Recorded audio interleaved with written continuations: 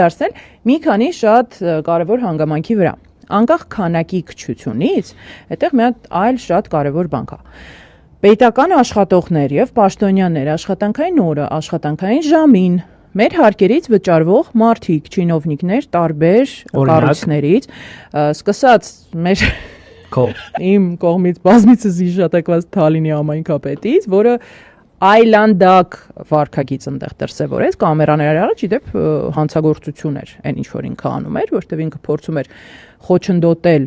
եկեղեցու ներսում տեղի ունեցող ծեսը, ամեն կերպ փորձում էր ներխուժել,